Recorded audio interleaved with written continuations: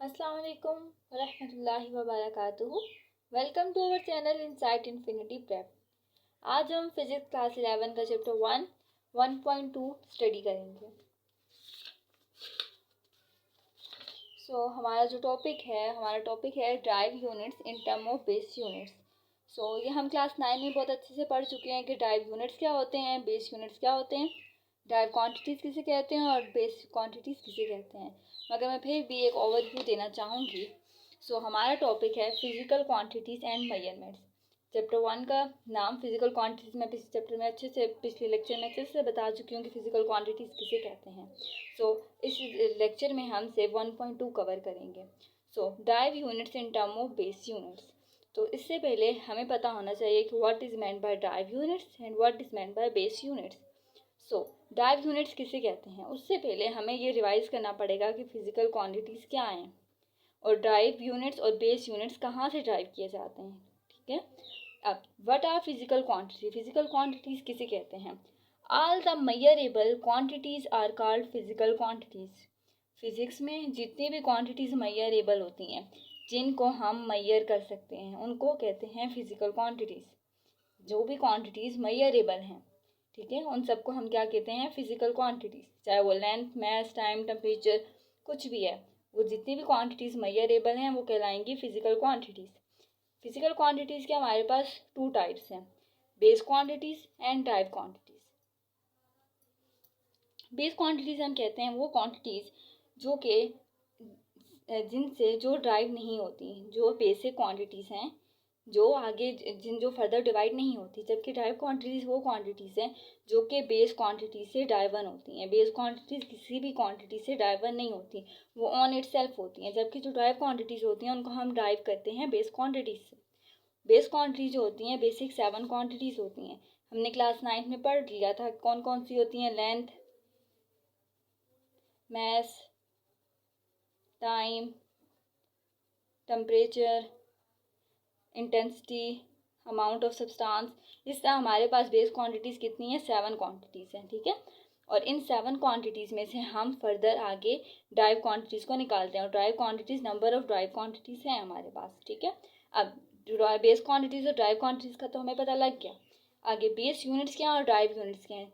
Base quantities के जो units हैं, जैसे कि लेंथ का यूनिट मीटर, मास का केजी, टाइम का सेकेंड, इस तरह जो बेस क्वांटिटीज़ के यूनिट हैं वो कहलाते हैं बेस यूनिट्स, और जो ड्राइव क्वांटिटी के यूनिट्स हैं वो कहलाते हैं ड्राइव यूनिट्स।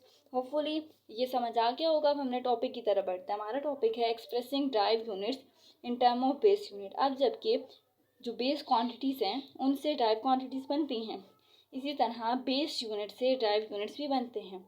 मैं आगे एक्सप्लेन करती हूँ।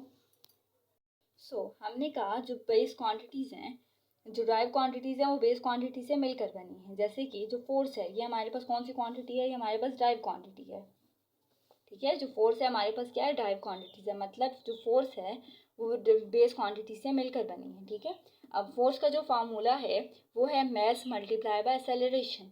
ठीक है, हमने क्लास 9 में पढ़ा था मास किसको कहते हैं, किसी भी ऑब्जेक्ट का जो वेट होता है उसको हम मास कहते हैं। ठीक है, और एक्सेलरेशन कहते हैं change in speed per unit time.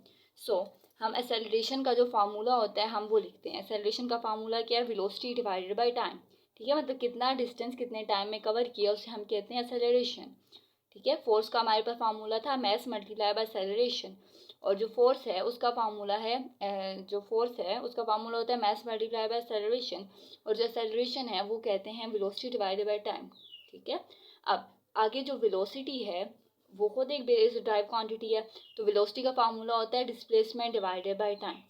जब हम वेलोसिटी का formula displacement divided by time को मल्टीप्लाई करेंगे 1/टाइम के साथ, तो टाइम का स्क्वायर आ जाएगा। इस तरह अब ये जो तीनों क्वांटिटीज़ हैं हमारे पास, मास, डिस्प्लेसमेंट, टाइम, ये तीनों क्या हैं, बेस क्वांटिटीज़ है। कैसे, मास क्या है हमारे पास बेस क्वांटिटीज़ का यूनिट क्या होता है, केजी।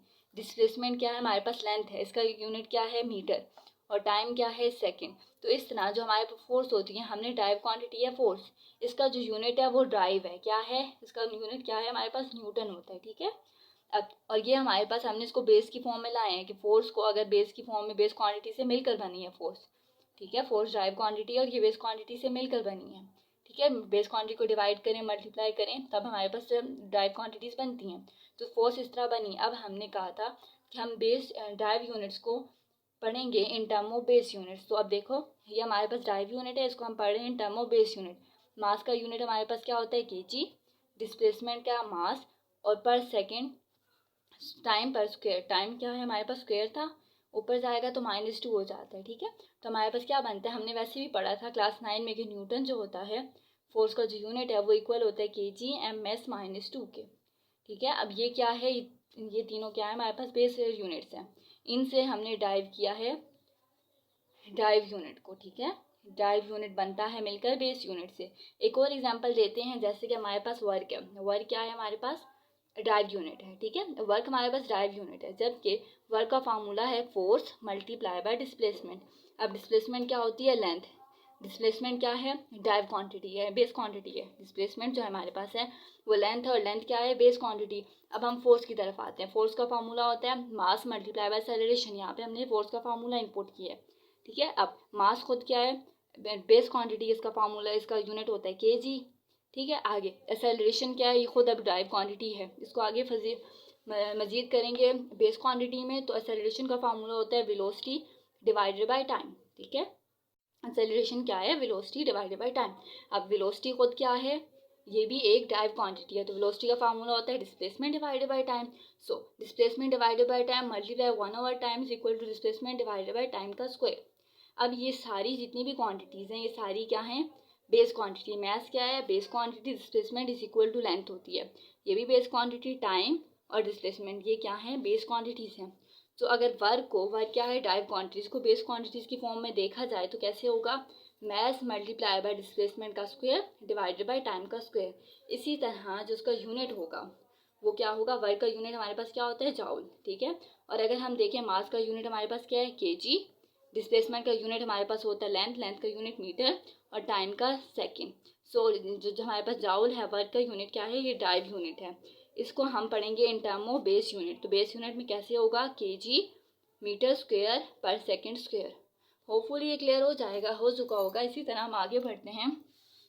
इसी तरह इसके अलावा और जितने भी ड्राइव यूनिट्स होते हैं उनको भी हम बेस यूनिट से ही ड्राइव करते हैं। ठीक है, सब ड्राइव क्वांटिटी जब खुद बेस क्वांटिटी से मिलकर बनी है, इसी तरह जो ड्राइव यूनिट्स हैं वो भी बेस यूनिट से मिलकर बने हैं।